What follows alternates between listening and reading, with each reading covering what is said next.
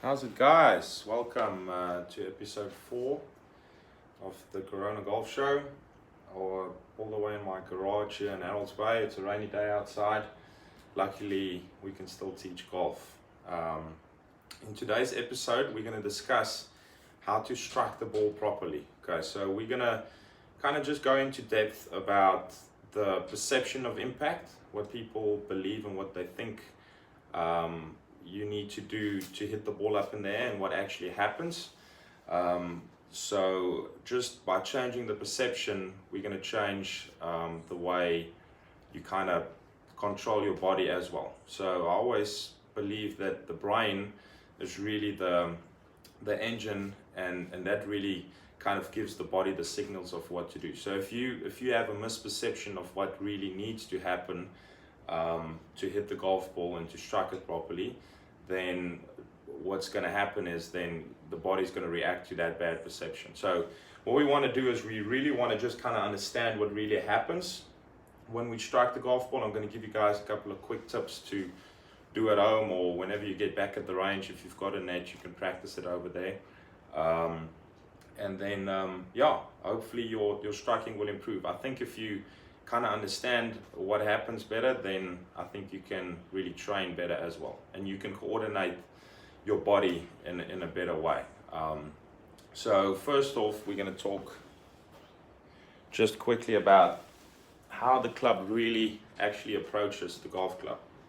So we've got the ball lying flat on a surface, and this is mainly talking about an iron swing. Okay, so the ball is on the grass, on a mat, whatever. So if you think about it logically, you can't really hit up on the golf ball unless the low point of the swing is further back. So if the low point is back, now I can approach the ball more on the upswing.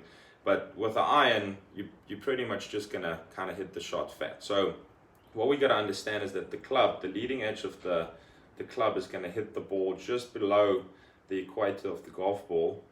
It's going to hit the golf ball first, but it's descending onto the ball. Hit the ball first. The ball is rolling over the face, and then the club keeps descending into the ground. Okay, so that's why we've got golf clubs with different lofts. The bottom line is, if I've got a sandwich or if I've got a 3-iron, I actually still hit down on the golf ball. So I hit down, and then the loft of the club is going to determine how high or low the ball is going to go, or the launch angle of the golf ball. So that's the perception that I want everybody to understand. So basically what happens now, I'm going to switch cameras here. Basically what happens now is that when we kind of have the bad perception of we want to hit the ball up in the sky, I want to hit it over a tree or things like that. Most amateurs make these mistakes. So there's a couple of kind of bad things that follow this bad perception. Is we're setting up, I'm getting to the back of my golf swing, and the biggest thing that I see in all of my teaching career is that the pressure never shifts to the left side.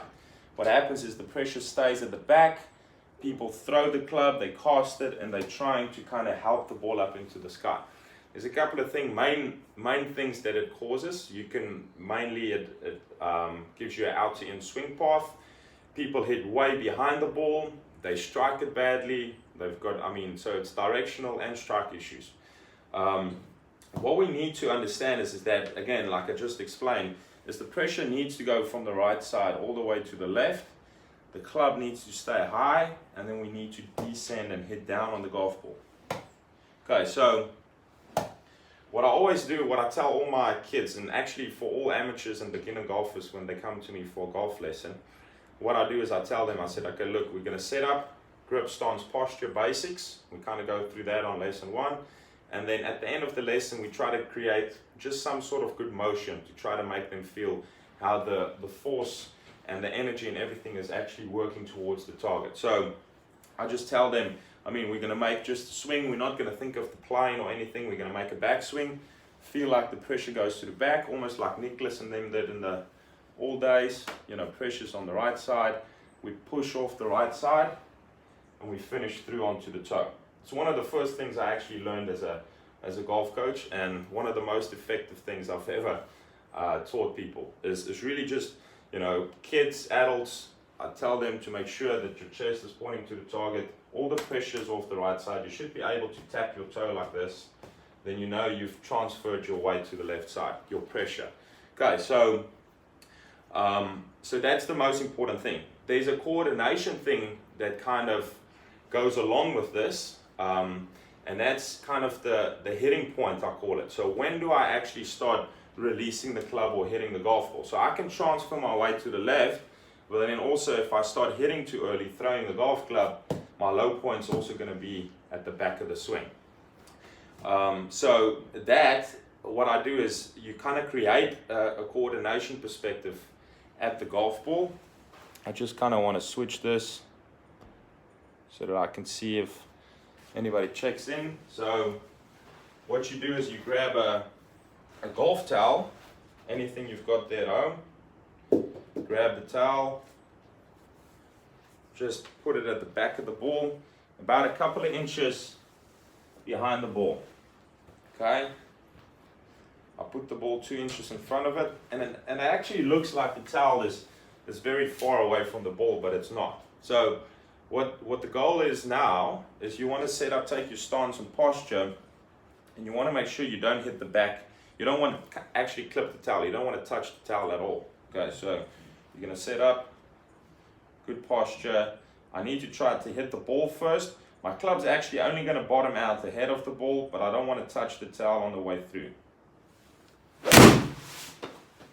Okay, so good finish. All the pressure finished on my left side.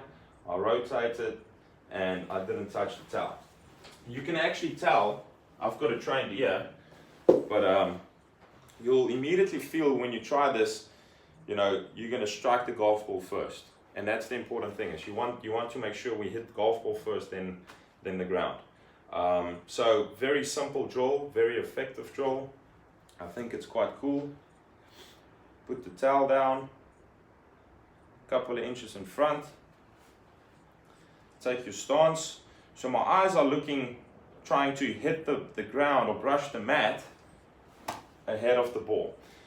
Another good thing is take practice swings. A lot of people don't take practice swings. I tell a lot of people, just take 2 practice swings to kind of let the eyes focus.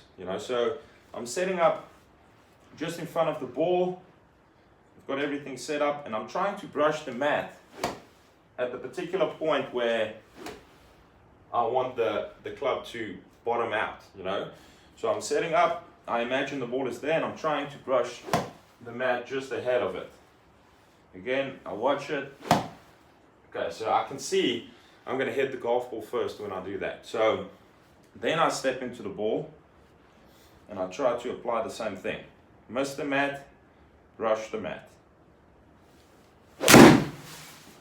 Oh, that was a nice strike. I really struck that nicely. I've set up the simulator just on a hole at Royal Troon. So again, one more time to recap, we want to hit golf ball first. We're going to set up, try to miss the towel. I've set up a towel 2 inches behind the ball, same ball position. Take my stance. And then you hit it. Okay, so not one of those shots. I actually I touched the towel at the back, which is a very good thing. Then we've got another thing that we're going to do today.